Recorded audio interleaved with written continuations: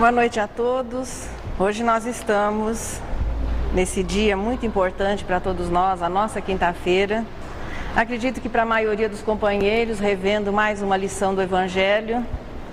E importante que durante a semana nós já vamos nos habituando a fazer do capítulo do Evangelho que vai ser visto na quinta-feira, o nosso companheiro fica como sugestão, até como um preparo para aquele horário do adormecer, para um sono inteligente. E assim, de trechinho em trechinho, quando chegamos à quinta-feira, já estamos com a lição já bem adiantada. Bem-aventurados os que têm puro coração, porque verão a Deus, é a afirmação de Jesus nesse trecho ainda do Sermão do Monte. O nosso capítulo de hoje se apresenta em 21 parágrafos, é o capítulo número 8, trazendo trechos, por sinal, muito sugestivos do Novo Testamento, de passagens vividas por Jesus, os habituais comentários de Kardec. Nas instruções, João Evangelista, um outro espírito que preferiu ficar no anonimato, e Vianney, o cura d'Ars, que à sua época foi conhecido pelas suas faculdades mediúnicas especiais, principalmente no campo da cura. Como nós temos visto nessa sequência, seguindo as frases que formam, que dão título aos capítulos dessa sequência de estudo do Sermão do Monte, dá para se montar um perfil do homem de bem. E são sugestões para aquele esforço da nossa mudança interior, a reforma interior. As sugestão com relação às aflições é que se enfrente as aflições com dignidade, melhor dizendo, com resignação. A sugestão de ser pobre de espírito com significado de humildade, porque é só quando a alma começa a conquistar a humildade que nós realmente começamos a perceber a importância dessa mudança e reconhecer aquilo que deva ser mudado. Aos aflitos, Jesus prometeu a consolação, aos humildes garantiu que o reino do céu seria deles, e aos puros, a promessa então agora é muito, mas é muito tentadora, ver Deus, que acredito seja aquele anseio de todos nós. Há uma busca natural do Espírito, veja, se a providência divina é a vinda de Deus até o homem, a maneira como ele se manifesta à criatura, esse sentimento de buscar Deus, o sentimento de religiosidade, é o correspondente por parte do Espírito. Então é aquela necessidade, aquela busca a Deus. E Jesus aqui diz que aqueles que fossem puros de coração poderiam ver Deus. Bom, o que é a pureza de coração? Pureza hoje é muito simples, nós podemos dar vários exemplos, mas uma substância pura, por exemplo, é aquela que tem apenas os componentes essenciais. Quando nós precisamos de uma água realmente pura, então nós temos que buscar uma água que tenha passado pelo processo de destilação. E aí nós teremos apenas o que? O oxigênio e hidrogênio. Afora isso, nem sempre a água que parece ser pura, mas se levada a um exame mais profundo, uma porção de bactérias, ou estamos aqui, aquelas coisas todas que tiram a pureza da água. Jesus, é claro, que não poderia, à sua época, se utilizar de talvez um exemplo como esse, para exemplificar o que é a pureza. Um coração puro é um coração onde não existam sentimentos inferiores. Se a natureza divina é amor e sabedoria e nós somos a sua imagem e semelhança, o Espírito também, no estado de pureza, é amor e sabedoria. Portanto, à medida que a alma vai progredindo, vivendo as experiências reencarnatórias, vai havendo assim uma simplificação até que um dia nós também seremos, dentro da nossa realidade de espírito, amor e sabedoria. É claro que não se consegue isso em uma única oportunidade, em uma única reencarnação. E Jesus estava com aquele pequeno problema que nós conversamos no estudo anterior. Ele precisava, em primeiro lugar, explicar para as pessoas orgulhosas o que é ser humilde. Precisava despertar naqueles que estavam vivendo as aflições aquela confiança para que a revolta não se instalasse. Então, despertar o aflito para a importância da resignação. E aqui procurar fazer com que pessoas ainda naturalmente impuras, e a impureza é aquilo que nos impede de enxergar o bem. É bem mais fácil para o espírito imperfeito enxergar o defeito do que enxergar a qualidade. Às vezes, um exemplo assim até simples, alguém faz uma reforma na casa ou constrói a casa. É claro que artesão perfeito, funcionário perfeito, nós não vamos encontrar por aqui. Mas a reforma ficou boa, acomoda a família, tudo direitinho, mas de repente tem um canto que não ficou exatamente no esquadro, um azulejinho que ficou fora do lugar. Quando chegam as visitas, o que é que nós fazemos? Nós vamos mostrar a casa e já vamos apontando, tá vendo aquele canto? Olha o azulejo, olha o alinhamento. Então, embora a casa esteja atendendo às necessidades, confortável, mas aqueles pequenos deslizes acabam sendo cada vez mais realçados. Então, há uma facilidade muito grande de quem ainda não é puro enxergar. Veja a maldade até onde ela nem exista. Jesus, portanto, tinha esse pequeno problema outra vez. Procurar fazer, em primeiro lugar, uma humanidade naturalmente ainda impura de coração, naturalmente imperfeita, mas para que nós compreendêssemos o que é a pureza. E novamente ele vai se utilizar daquele exemplo, já é claro que numa outra situação, num outro momento, daquele exemplo da infância. É quando lhe apresentam algumas crianças a fim de que ele as tocasse. E como seus discípulos afastassem com palavras ásperas os que lhes apresentavam, Jesus, vendo isso, zangou-se e lhes disse: deixai que venham a mim as criancinhas e não as impeçais, porquanto o reino dos céus é para os que se lhes assemelham. Digo-vos em verdade que aquele que não receber o reino de Deus como uma criança, nele não entrará. E depois de as abraçar, abençoou-as, impondo-lhes as mãos. Jesus volta, nesse momento, a simbolizar na infância, veja, no processo físico da reencarnação, que é aquela fase chamada infância, ali ele representa novamente a pureza. Porque a infância é exatamente uma fase física do processo da reencarnação. Veja, o espírito continua, o espírito não vive a fase infantil, mas ele está limitado por um corpo cujos órgãos pouco desenvolvidos não permitem as suas expansões. Daí, essa limitação física estabelece uma simplicidade natural. A infância não enxerga o mal. E quando nós vemos crianças, até uma determinada fase, o processo de reencarnação, ele vai terminando, a reencarnação, a parte física da reencarnação termina por volta dos 7 anos. Emmanuel chama da sonoterapia dos 3.000 dias. É quando, depois de um certo tempo, vão sendo ativado o último centro genésico e pouco tempo depois o indivíduo ingressa na puberdade, na adolescência, chegando à juventude. Nessa situação, até por essa fase que é considerada a infância, existe uma simplicidade natural. E quando as crianças apresentam determinados problemas de comportamento, é bom dar uma olhadinha no dia a dia da família.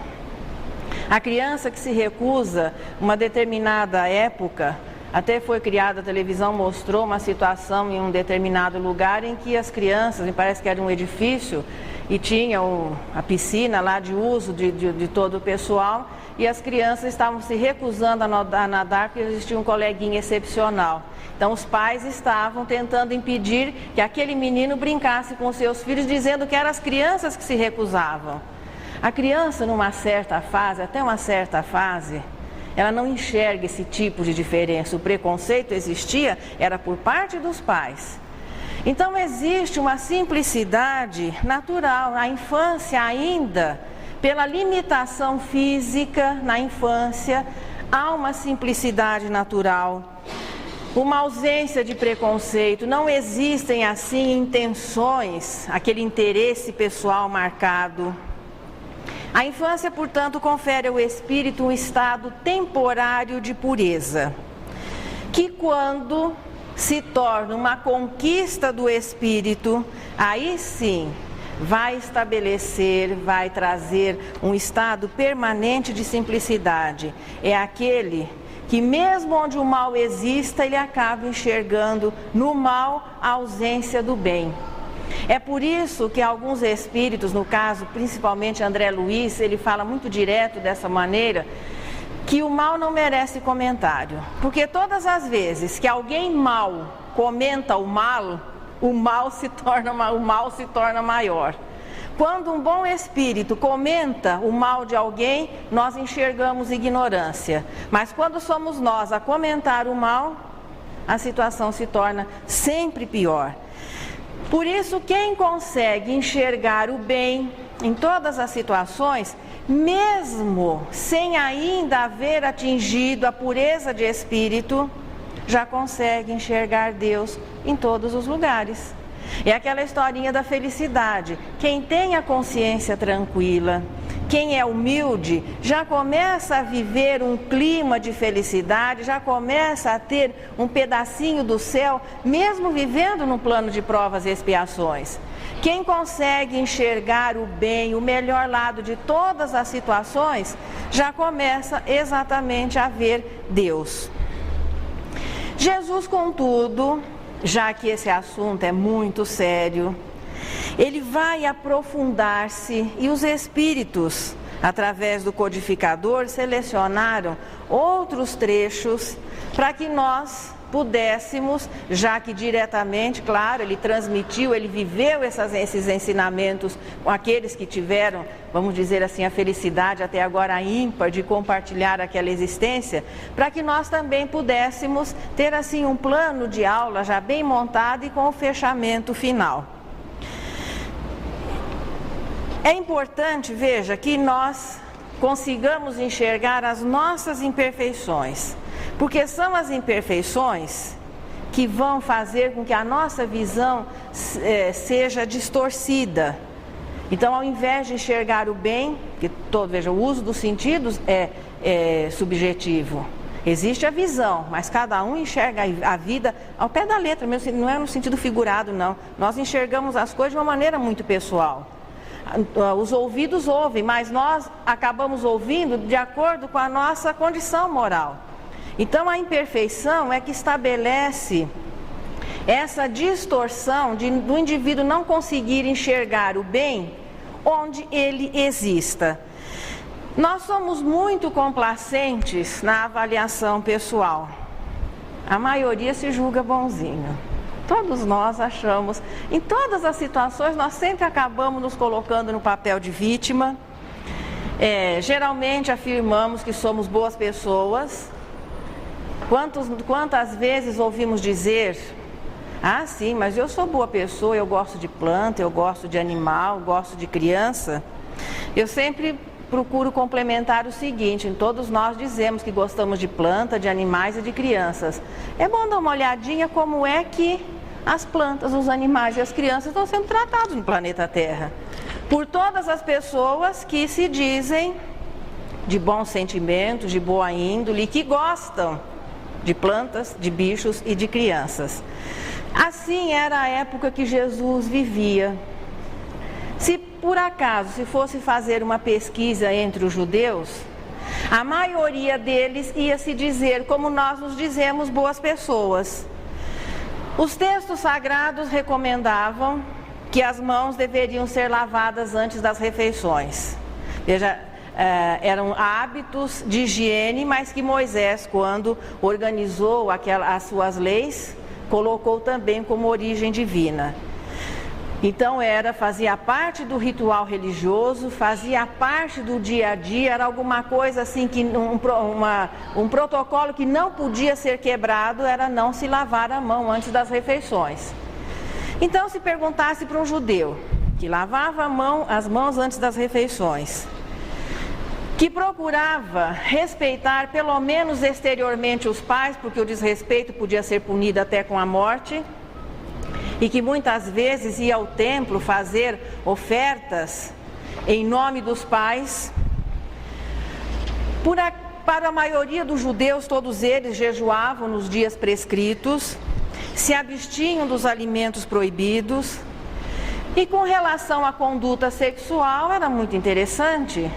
Todos eram boas pessoas, porque o adultério só era considerado quando flagrado e só a mulher era punida numa situação de adultério. Então, se fizesse uma enquete para as pessoas que respeitavam esses preceitos, todos eles estavam crendo piamente que já estavam prontinhos para ir para o céu.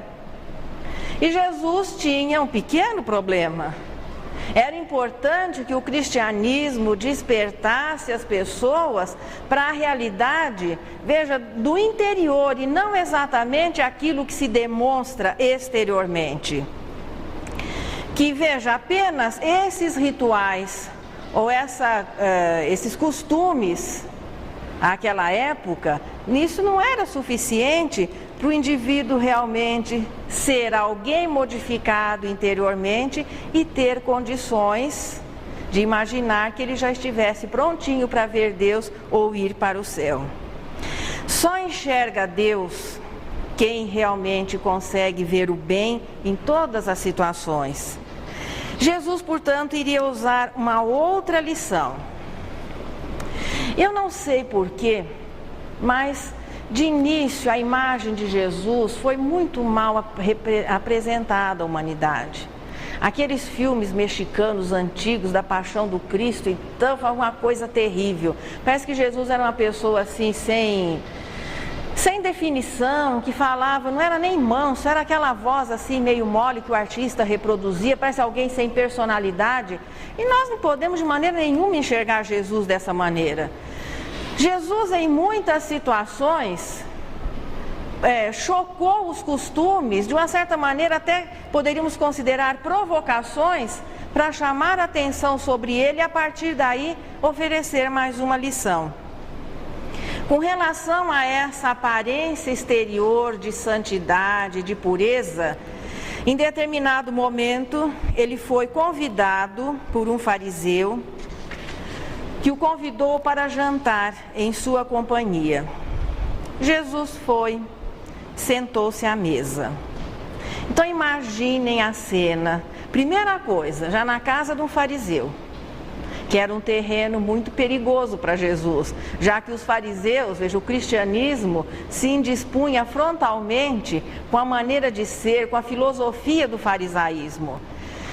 E se sente em muitas passagens que existia assim uma marcação cerrada por parte dos fariseus com relação a Jesus.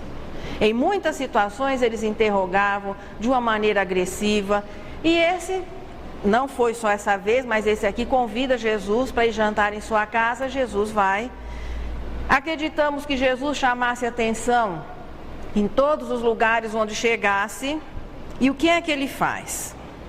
Senta-se à mesa direto e não lava as mãos.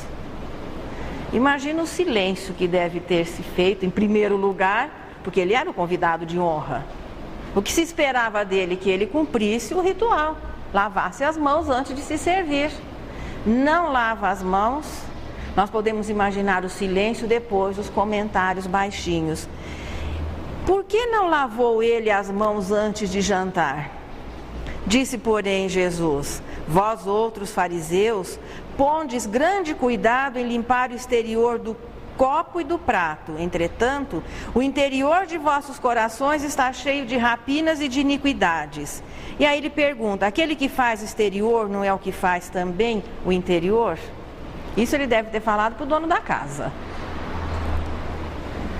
Quer dizer, todo mundo prestou atenção naquele momento que Jesus desafiava um ritual secular. É Lucas que depois dá continuidade à cena dizendo: depois, tendo chamado o povo, disse: escutai e compreendei bem isto, não é o que entra na boca que macula o homem, o que sai da boca do homem é que o macula. O que sai da boca procede do coração e é o que torna impuro o homem. Porquanto do coração é que partem os maus pensamentos, os assassínios, os adultérios, as fornicações, os latrocínios, os falsos testemunhos, as blasfêmias e as maledicências. Essas são as coisas que tornam impuro o homem. O comer sem haver lavado as mãos não é o que o torna impuro. É claro que Jesus aqui não estava dizendo que nós não devemos ter hábitos de higiene. Mas vamos considerar que até com relação a hábitos de higiene, não é porque a pessoa às vezes se apresenta limpa, perfumada, que ela é uma pessoa saudável. Então não é exatamente o exterior que identifica a realidade que a pessoa vive. E no caso daqui, se falando em sentimentos, não era cumprindo aqueles preceitos, o culto exterior da religião, que já significava que o indivíduo interiormente era alguém de pensamentos nobres, elevados, era alguém que tivesse pureza de sentimentos. Jesus aqui aprofundou o conceito de pureza e de simplicidade. Os rituais religiosos de todas as épocas, veja, nada tem a ver com o interior do indivíduo. É bem mais fácil nós cumprirmos uma série de rituais, até declamarmos uma sequência de orações, mas não estarmos naquele momento de maneira nenhuma orando. Nós podemos estar até repetindo uma oração decorada e pensando alguma coisa até inconveniente. Então a pureza é alguma coisa íntima.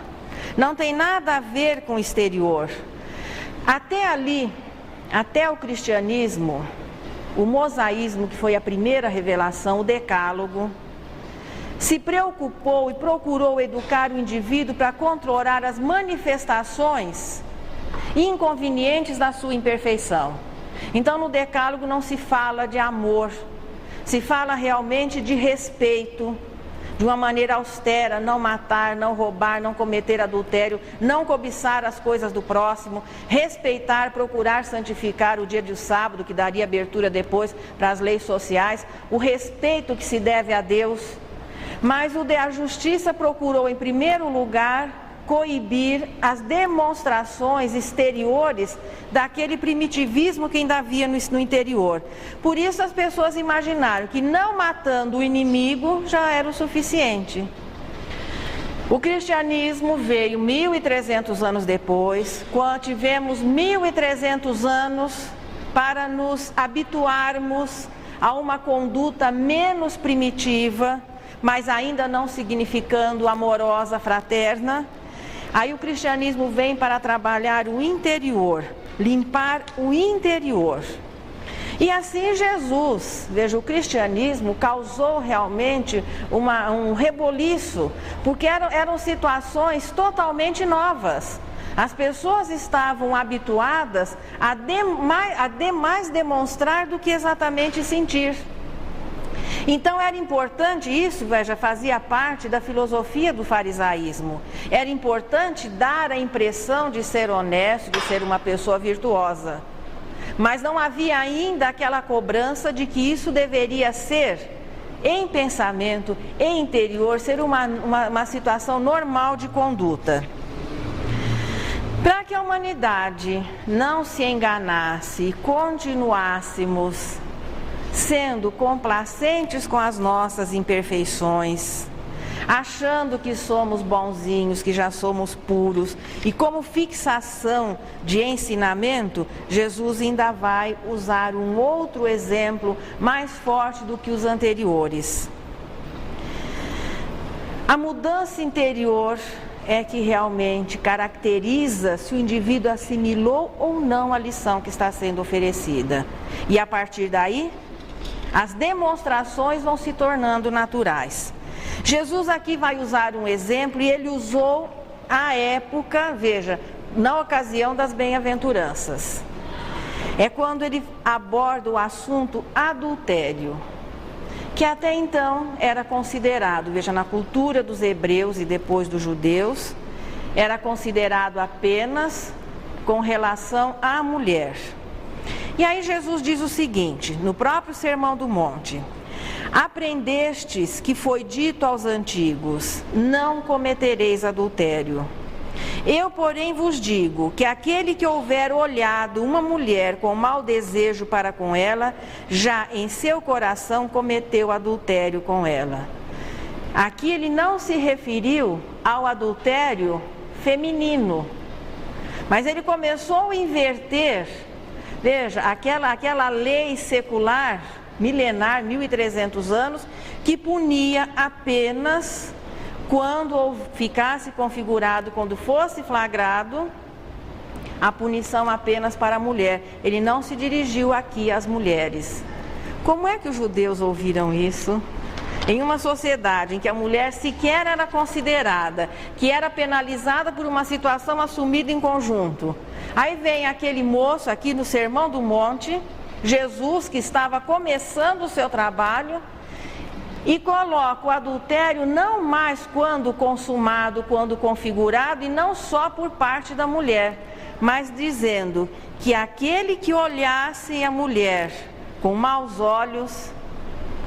É por isso que muitas vezes ele chamava o pessoal de raça de adúlteros e ficava todo mundo quietinho. Mas vamos considerar que aqui nós estamos tratando de espíritos, porque ser homem ou ser mulher hoje, século 20, 1997, quantos anos de codificação, Nerci? 140 anos de codificação. Vamos considerar que o problema do pensamento não é mais para homens ou para mulheres. Jesus aqui fez assim, ele provocou uma reação, ele jogou alguma coisa, certo de que aquilo provocaria uma reação. Qual era o conceito de pureza do judeu naquela época? Já se sentia em paz com Deus quem lavasse as mãos antes de comer, quem jejuasse nos dias prescritos, quem se abstivesse dos alimentos proibidos, quem fizesse ofertas em nome dos pais, mesmo que não os amasse, não os respeitasse muito, mas que mantivesse um padrão assim razoavelmente civilizado. E quem não adulterasse, ou seja, quem não fosse flagrado cometendo adultério, porque até hoje parece que diante das leis o adultério ainda continua sendo considerado quando se consegue o flagrante e são necessárias testemunhas. Sob esse ponto de vista, portanto, o homem não seria responsável em nenhuma situação. Aí Jesus vem e fala a respeito do pensamento. O homem, portanto, a partir do cristianismo, a alma, melhor dizendo, a partir do cristianismo, não é apenas mais responsável apenas pelos seus atos. Porque, veja, a palavra, o gesto, o ato, em primeiro lugar, tem que existir o pensamento. Veja, o processo de educação começou no sentido, primeiro limitando as demonstrações primitivas, violentas, para que depois a pessoa passasse a se educar em pensamento, e nisso a instrução e as experiências de todas as reencarnações da humanidade nesses 1300 anos. Aí chegou o momento que era a hora de oficializar, que não é apenas aquilo que se demonstre, mas aquilo que se sinta interiormente. O mal não se restringiria apenas aos atos e às palavras, mas ao pensamento, que é o que antecede, o que dá causa, que dá motivo a todas as demais demonstrações. O decálogo policiava, restringia, avaliava apenas as demonstrações exteriores. E a partir daí, veja, essas demonstrações acabaram se petrificando nos rituais. E a visão, por exemplo, do farisaísmo que nós vimos lá no começo do Evangelho, era importante dar a impressão de honestidade e de pureza. Não existia a cobrança que aquilo fosse interior. O cristianismo viria alertar a respeito da educação do pensamento, que é o que confere um estado de pureza. É ver o bem, mesmo que ainda nós tenhamos aquela tendência natural de enxergar em uma casa toda arrumada, bonita, confortável, aquele azulejinho que ficou mal colocado no cantinho, mas nos esforçarmos por começar a enxergar as qualidades. E ainda o capítulo continua aprofundando um pouco mais a lição. Para nos educarmos em pensamento, aí vem a historinha de ver o mal. Com o que é que nós imaginamos que enxergamos o mal? Com os olhos. Assim, a casa está toda arrumada, bonita, mas os seus olhos enxergam aquele azulejinho fora do lugar. É difícil, muitas vezes, manter um padrão de honestidade quando as mãos estão muito próximas daquilo que não é nosso. Jesus, portanto, claro, com a experiência de mestre, de ser um espírito puro, quando a terra se formou, já tendo vivido todas as experiências para que o permitiram atingir a perfeição e poder ser o mestre dessa humanidade, portanto, nos conhecendo interiormente, ele sabia que chegaria o momento que nós iríamos sair pela tangente, como se diz. Culpado é o corpo, mas a carne é fraca. O corpo é que é culpado de todos esses problemas que nós vivemos. Carne é carne, corpo é corpo. Sem a presença do espírito, apenas um conjunto de matéria inerte. O corpo não é culpado pelos problemas de ordem moral do espírito, muito pelo contrário. Ele é um instrumento que o espírito se serve para poder progredir. Não é o corpo responsável pelos nossos vícios, não é o corpo responsável pelas nossas paixões. As paixões têm como causa o exagero de uma necessidade. Nós temos a fome, mas a gula já é uma paixão. Existe um instinto de conservação que faz com que impulsione os seres a se reproduzirem, mas o uso inconveniente do sexo não é culpa do corpo. E veja, à medida que o espírito também vai se utilizando de maneira errada, inadequada, o corpo vai sofrendo as modificações até que chega o momento em que ele acaba se transformando num cárcere para o espírito. Sabendo que nós iríamos usar o corpo como desculpa para não enxergar, ou melhor dizendo, para continuar enxergando o mal e continuar nos conduzindo de maneira errada diante da vida, Jesus já deixou uma outra sugestão. Se a vossa mão ou o vosso pé é objeto de escândalo, cortai-os e lançai-os longe de vós. É claro que isso não é para ser entendido ao pé da letra. Melhor será para vós que entreis na vida tendo só um pé, ou só uma só mão, do que terdes dois e serdes lançados no fogo eterno. Se o vosso olho vos é objeto de escândalo, arrancai-o e lançai-o longe de vós. Melhor para vós será que entreis na vida tendo um só olho, do que terdes dois e serdes precipitados no fogo do inferno. A ideia de inferno fazia parte das tradições do judaísmo. Céu e inferno se fazem presentes em todas as tradições religiosas. Veja, como um reconhecimento interior da situação de felicidade ou de infelicidade futura.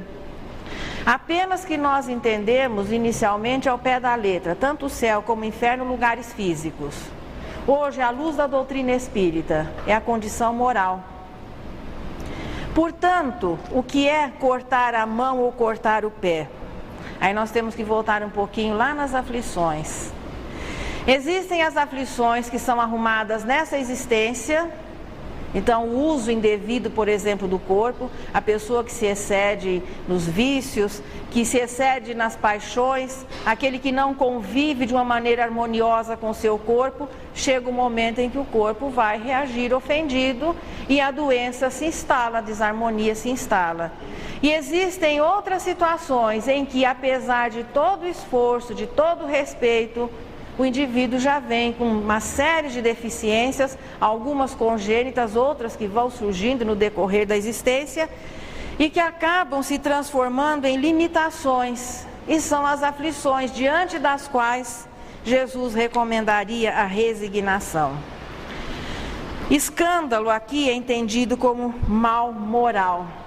Puxa, mas nós podemos criar assim problemas ou criar um grande mal moral para as pessoas que convivem conosco, até para a humanidade? E quanto? Uma boca destrambelhada. Principalmente muitas pessoas têm recursos de oratória, mas empregam apenas para levar aquilo que não serve. Ao invés de fazerem destes recursos um cântico de louvor à vida a Deus, o indivíduo só procura realçar aquilo que é inconveniente, que é infeliz, que é inferior, pervertendo as pessoas, fazendo propaganda da corrupção. Pois é, quantos podem ser contaminados e quantas calamidades públicas podem acontecer por uma boca que é o reflexo exatamente de um pensamento impuro. Muitas vezes a beleza física pode fazer com que o espírito se entusiasme muito e ele se desvirtue.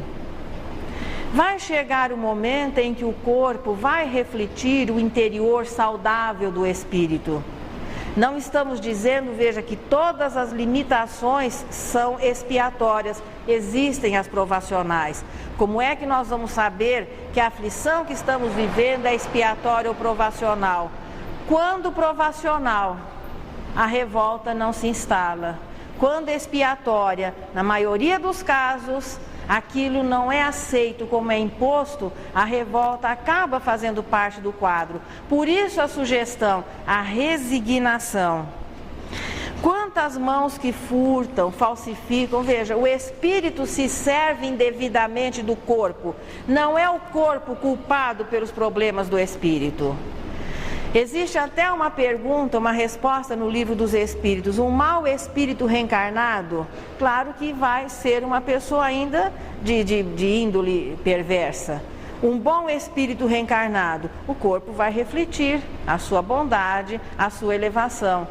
Então a carne não é forte nem fraca, o corpo é simplesmente um instrumento de que o espírito se serve. E se ele não for, veja, consciente da importância do corpo, se ele já não for esforçado no bem, se a matéria ainda lhe oferecer assim muitos atrativos e ele só se preocupe em viver as sensações que a vida material pode oferecer, ele vai acabar realmente se tornando prisioneiro dessas sensações e desvirtuando o seu corpo.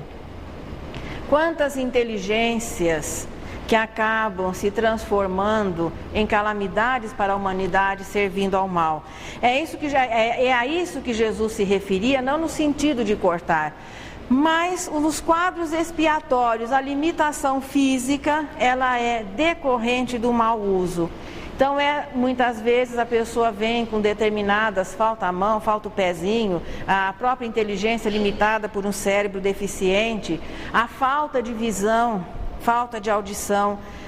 São as aflições aqui consideradas regeneradoras, que vão impedir que o espírito cometa mais erros. Existe um caso, é narrado em uma revista, em que uma família, muitos anos atrás, quando o Chico ainda vivia em Pedro Leopoldo, nasceu uma criança portadora de uma deficiência, não tinha os braços. E passado um período, ainda era bem novinho, surgiu um problema nas pernas e as pernas teriam que ser amputadas. A família ficou desesperada e levou o caso lá para ver o que o Chico, o que Emmanuel poderia dizer como consolação. E Emmanuel disse simplesmente o seguinte, que aquele espírito era um suicida, reincidente de várias existências. Ele reencarnava, chegava aqui, quando a situação se tornava difícil, ele fugia dos problemas através do suicídio. Então ele pediu a Deus que nessa existência já vinha sem os braços, mas que ele queria também não ter as pernas, porque se ele tivesse, ele ia dar um jeitinho de caminhar e ia perder aquela existência de novo. Então é um exemplo assim, ao pé da letra, de um espírito aceitando, assumindo a limitação, para que ele não cometesse, não reincidisse no erro novamente, e pudesse viver as experiências amargas que fossem, mas que ele teria que viver. Daí, claro que naturalmente a história continuou e aquele espírito provavelmente conseguiu vencer a sua dificuldade dentro do quê? Da limitação extrema, como é colocado aqui. Então é melhor muitas vezes nós não termos a oportunidade, o corpo saudável, a família maravilhosa que nós sonharíamos. Então a expiação da maneira como ela se apresentar, para que o espírito consiga vencer as suas imperfeições, aprendendo a conviver, aceitando os limites, veja que a expiação possa oferecer, mas a partir daí desenvolvendo o quê? A pureza interior. Só um detalhezinho muito importante, apenas que a punição não é eterna. Durante uma existência, muitas vezes nós passamos fases de dificuldades, nem todas nos acompanham durante a existência, algumas acompanham. Melhor dizendo, até quando o espírito sofre? Enquanto as imperfeições existirem. O maior número de imperfeições é que diz o céu e o inferno. Aquele que tiver, por exemplo, 2 imperfeições e o outro que tem 10, o que tem 10 vai sofrer mais, vai ter problemas maiores. Quem tem 2 já eliminou 8, o sofrimento é menor. Então a expiação, a aflição vai existir enquanto a imperfeição existir. Cessada a causa, cessa o efeito.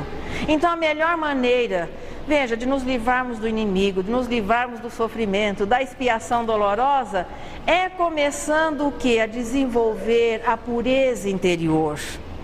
Então o sofrimento não é eterno, porque a causa não é eterna, que é a causa de todas as imperfeições, é a ignorância do bem. Por isso é que Jesus, nessa primeira parte do nosso estudo aqui, nessa sequência das bem-aventuranças, Jesus bendisse as aflições e prometeu o quê? A consolação. Veja, ele não prometeu resolver as aflições ou impedir que elas existissem, mas consolar, aliviar. Pois é através desse sofrimento que acaba a alma ainda se purificando. Porque vamos considerar que quando a situação está bem, que você está mais tranquilo, o dinheiro assim mais ou menos controlado, saúde regular, família mais ou menos, a gente começa a esquecer a hora do culto, não dá tempo mais de preparar a lição. Nossa, mas quinta-feira, nossa, tem um programa tão bom ali não sei aonde, quinta-feira, todas as quintas-feiras, de repente nós vamos nos envolvendo pelas coisas apenas de ordem material, esquecendo que o espírito precisa de alimento, que o espírito precisa de cuidado e que é esse lado espiritual, que é a nossa verdadeira identidade, tem que ser considerado, tem que ser cuidado. Se ainda não sabemos ver, voltando naquela até sugestão drástica, se ainda não sabemos ouvir e falar, é melhor que se evite. Aliás, as coisas que a gente ainda não consegue vencer, é melhor evitar. É um exemplo assim da pessoa que tem um problema que é alcoólatra. Não adianta enfeitar, não existe nenhum tratamento, pelo menos que se saiba, nenhum remédio que vai produzir o milagre de libertar o indivíduo do alcoolismo. Quando é que ele se liberta do alcoolismo? Quando ele decide terminantemente que não vai ingerir mais álcool. Durante a existência inteira? Durante a existência inteira. Então, agora se ele continua convivendo com os amigos do barzinho, tomando uma dosezinha social, chega um momento que ele entra em crise de novo. Então não existe alguma coisa, o que a gente ainda não consegue superar, melhor é evitar. Por isso eu tenho um amigo que diz que o silêncio é o melhor companheiro da boca que ainda não é educada. Porque ficando quieto você erra menos, mas e o pensamento? Pelo menos você não transmite aquilo que está, você não faz aquele mal, que a palavra depois que sai, você não tem como mais segurá-la. Então a boca que ainda não é educada, é melhor ela se habituar a ser um pouquinho mais silenciosa, para que a gente não precise pedir a Deus uma laringite ou então assumir uma existência com dificuldades de fala. Porque aí sim, olha, já que não soube o que dizer e o que disse foi errado e acabou comprometendo uma porção de pessoas, é melhor o silêncio. Isso é expiação. É por isso que no fechamento dessa lição, aí um detalhezinho. Tudo isso só é compreendido e só se torna lógico se nós usarmos a palavra reencarnação para que se possa compreender. Então é no processo das reencarnações que o espírito vem sofrendo as aflições, as limitações, para que ele possa educar-se e ter direito ao uso normal, natural de todas as suas faculdades que foram concedidas por Deus, mas para que sejam bem utilizadas. É por isso, todo mundo deu uma olhadinha nesse capítulo? Deixa eu fazer a minha avaliação aqui. Pois é, quem não leu, perdeu a página belíssima que faz o fechamento. É uma mensagem do espírito Vianney, que foi cura quando encarnado em uma região na França chamada Ars. E esse padre, ele era o pároco dessa região, ele era muito respeitado, mesmo dentro da igreja, pelos seus dons mediúnicos especiais. Então ele conversava com os espíritos, tinha visões e tinha uma facilidade muito grande no campo das curas, principalmente devolvendo visão às pessoas cegas.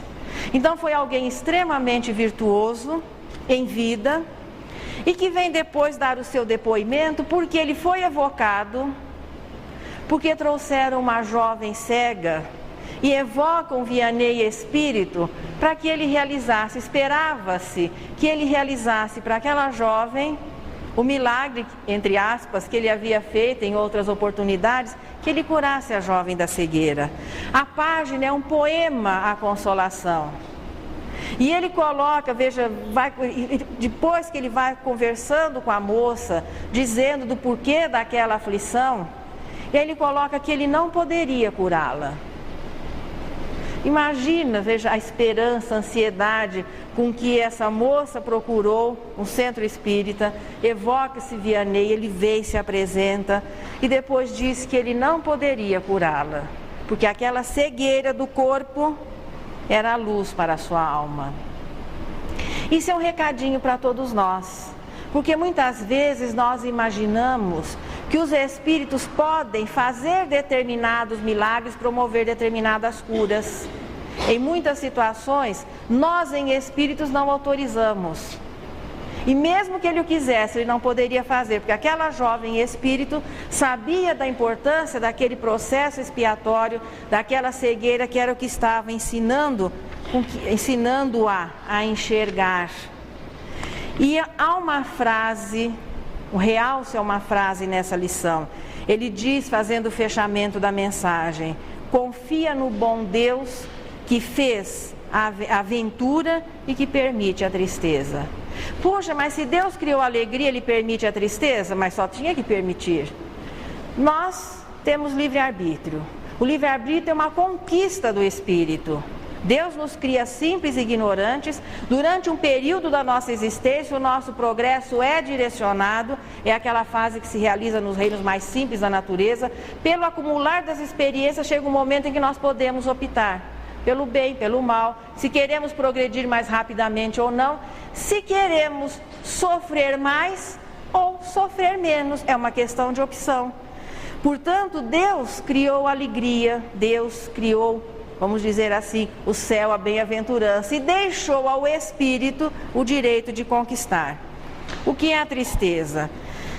A tristeza são os problemas decorrentes das nossas imperfeições. Mas quando nós estamos vivendo a tristeza, é porque nós já estamos retornando. Ninguém chora quando está cometendo crime, quando está cometendo delito. Quando nós estamos falando o que não devemos, nós estamos felizes, sendo autênticos. Ninguém fica aborrecido quando fala dos outros. Na hora que vem o retorno, então, é aquele momento de aflição, de tristeza. É exatamente por isso que Deus permitiu a tristeza, porque nós somos os autores dessa tristeza. É por isso que existe um amigo também que deixou uma vez um recadinho dizendo o seguinte, que as tristezas são as alegrias que o coração não consegue compreender. Então, quando estivermos vivendo a aflição, a tristeza, a dificuldade, lembrando sempre, isso tudo é em função do aperfeiçoamento do espírito. E que a alma tem que atingir, veja, não na demonstração interior, mas interiormente, chegar àquela situação de pureza, de enxergar o bem. Então, quando nós levarmos o nosso amigo para visitar a casa, que nós custamos tanto a conseguir, ou reformar, ou a roupa que você sonhou tanto e comprou, não olhe só aquele defeitinho, que infelizmente a imperfeição nossa ainda consegue colocar. Mas anote todas as coisas bonitas e as facilidades. Esquece o azulejinho torto ou aquele pontinho que não ficou bem colocado. Isso é enxergar o bem. E é isso que faz bem ao espírito.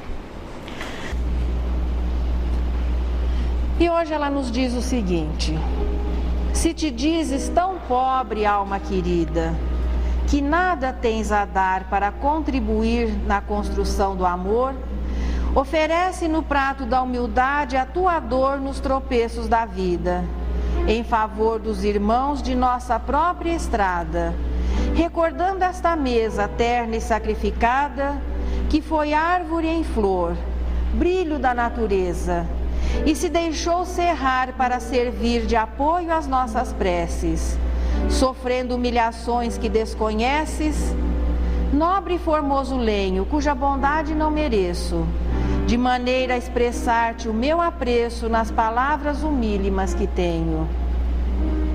Se te dizes com tanta imperfeição que não consegues trabalhar em nossa própria redenção, olvidando o teu dom de agir no socorro a quem chora, fita uma das lâmpadas à frente, fabricada sem pompa e sem grandeza, que aceitando viver em disciplina, vive ligada à usina, face flâmula acesa, estrela maternal, que nos serve e ilumina, a fim de que vejamos toda e qualquer lição que nos eleva, procurando mais luz que nos livre da treva.